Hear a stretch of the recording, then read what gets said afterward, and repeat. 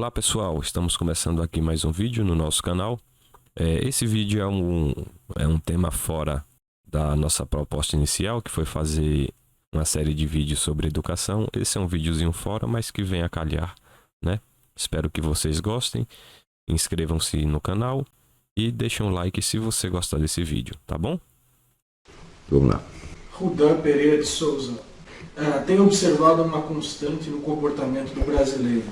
Apego emocional profundo e inegociável a ideias e conceitos que, mesmo comprovado estarem errados, sejam por argumentos por astrológico, testemunho ou dados estatísticos, o sujeito não os abandona e permanece acorrentado a tais crenças. Ele não consegue conceber o contraditório, sequer a possibilidade de estar enganado ou com informações insuficientes para expressar uma verdade parcial. Seria isso uma noção errada da verdade, junto com uma ausência de autocorreção e humildade do brasileiro diante do conhecimento? Bom, é claro que isso acontece também em toda parte. Aqui nos Estados Unidos acontece também, tá certo? Sobretudo no meio universitário. Tá certo? Mas no caso brasileiro, esse problema adquire um perfil específico que eu acho que é muito baseado, vamos dizer, na insegurança permanente do brasileiro. Essa insegurança já vem de Portugal. Portugal esteve em guerra de religião durante 8 séculos.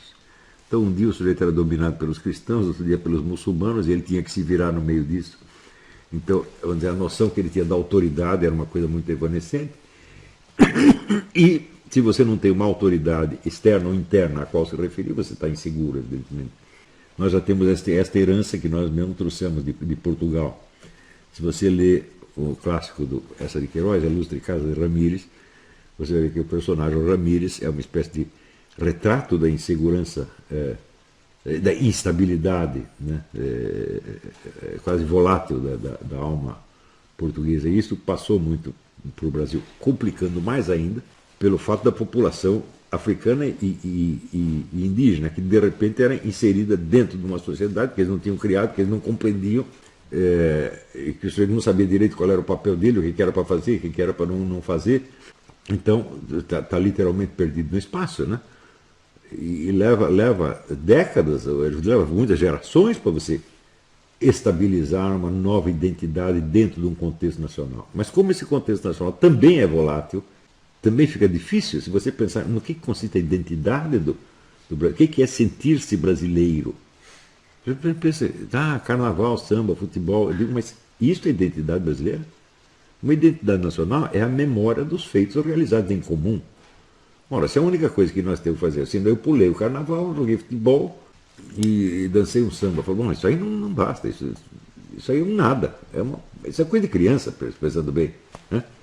Nós não nos sentimos participantes da história nacional. Os grandes eventos da história nacional não dizem nada para o brasileiro. Se a gente diz, por exemplo, o Brasil surge na Batalha de Guararapes, o cara nem sabe o que é a Batalha de Guararapes. Ora, aqui nos Estados Unidos você percebe um decréscimo da consciência histórica ano atrás ano, mas ela ainda existe. Você vê uma bandeira dos Estados Unidos em quanto é porta. Se você entra em qualquer livraria aqui, qual é o assunto que mais tem na livraria? História americana. Então existe uma ideia. O cara que é um americano, ele sabe o que é ser um americano, né? E ser um brasileiro, o cara não sabe exatamente o que é. Então, isto dá uma insegurança desgraçada. Então, nesse sentido, as ideias, crenças, convicções, ideologias aparecem como muletas psicológicas. Elas dão um senso de identidade postiço. Né? Eu achei assim, o exemplo disso foi o sujeito candidato a não sei quê, que ele se apresentava com o nome de Toninho do PT. Olha a identidade dele. Né? Não é assim, o Toninho da padaria, né?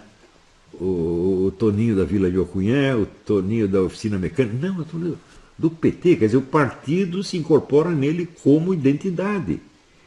Ora, veja se isso acontece com algum político americano, mas absolutamente nenhum. O sujeito ele pode estar no Partido Republicano ou Democrata, mas ele tem que ter alguma identidade, pelo menos regional.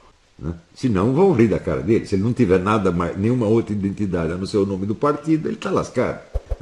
No Brasil isso se tornou normal. Então, essas ideias dentro da mente brasileira têm uma função diferente da que tem para, digamos, um estudante americano. Então, quer dizer, o estudante americano ele se aproxima mais da ideia do fanatismo autêntico. O brasileiro não é propriamente fanático. O brasileiro afirma e reafirma ideias nas quais, no fundo, ele não acredita nem um pouco.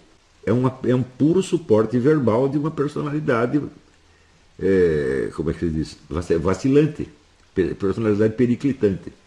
Então, o que nós podemos fazer para remediar isso? Eu digo, bom, eu posso fazer para vocês. E eu estou dando todos os elementos para que vocês adquiram um senso do que é ser brasileiro através da cultura brasileira, da história brasileira, da identificação com a história nacional. Isso aí tudo vocês podem fazer.